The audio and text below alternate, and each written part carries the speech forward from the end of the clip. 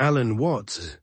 You are not separate from the universe. One of the most profound ideas that Alan Watts returned to again and again in his lectures is something most of us rarely question.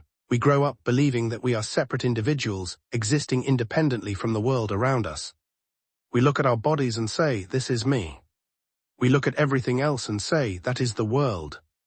This division seems so obvious that we hardly stop to examine it. But Alan Watts believed that this very assumption is the source of much of the fear, anxiety, and loneliness that human beings experience. He once said, "You are an aperture through which the universe is looking at and exploring itself." At first, this sounds poetic, perhaps even strange.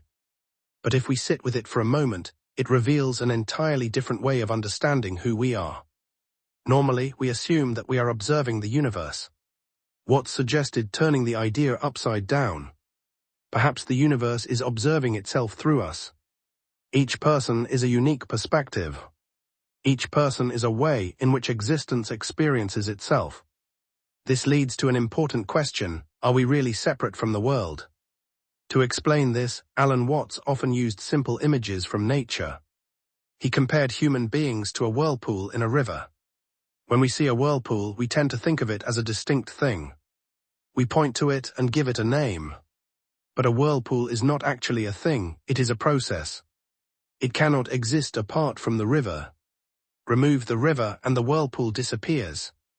The whirlpool is simply a temporary pattern created by the flowing water.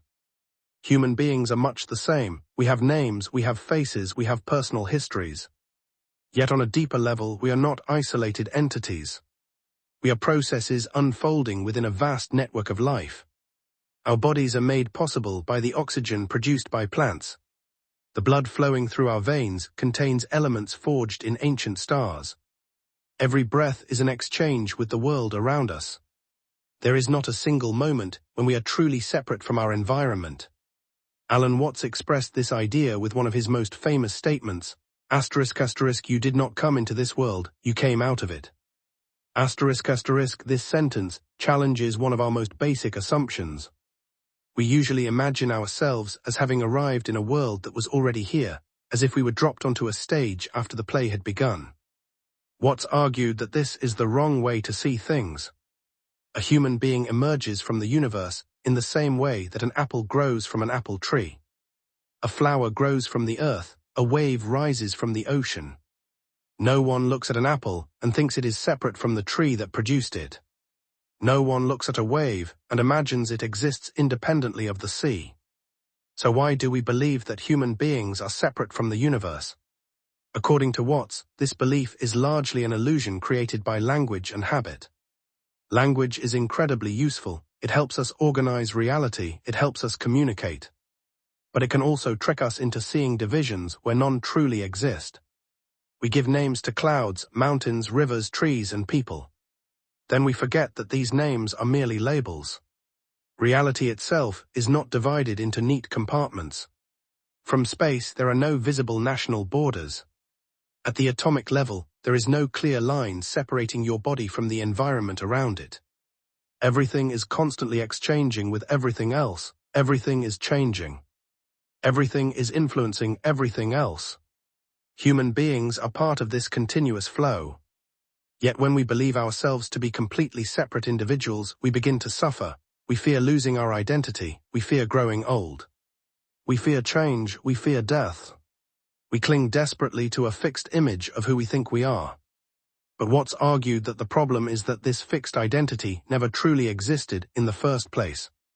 Everything about us is changing. Our cells are constantly being replaced. Our thoughts change, our emotions change, our beliefs change, even our memories change. The person you are today is not exactly the same person you were 10 years ago. And yet there is still a sense of continuity. It is like the flame of a candle. The flame appears to be the same flame, but the fuel feeding it is always changing. Watts encouraged us to see ourselves as a flowing process rather than a static object. Life is not something we possess. Life is something we participate in. This perspective also transforms the way we think about death. Imagine a wave disappearing back into the ocean. What happened to the wave? Did it truly die? Or did it simply return to the ocean from which it had never been separate? For Watts, much of our fear of death comes from the belief that we are isolated beings.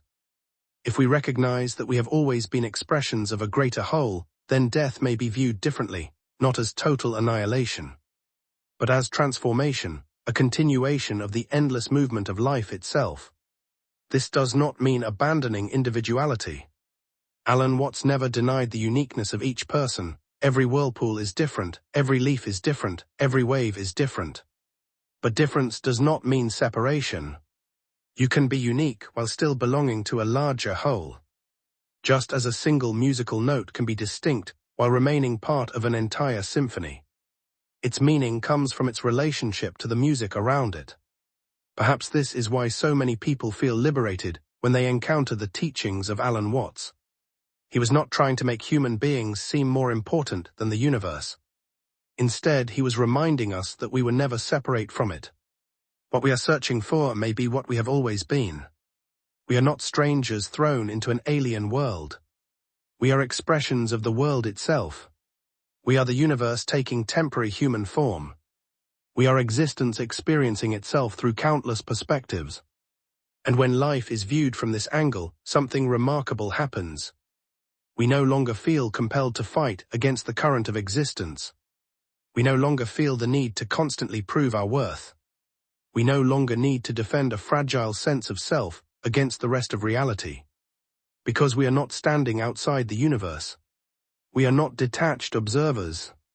We are participants from the very beginning. We are like waves upon the ocean, each with its own shape, its own journey, its own moment of rising and falling, yet never truly separate from the sea. And perhaps that is the simple truth Alan Watts was trying to point toward. A truth so obvious that it often goes unnoticed. We are not lonely individuals struggling to survive within the universe.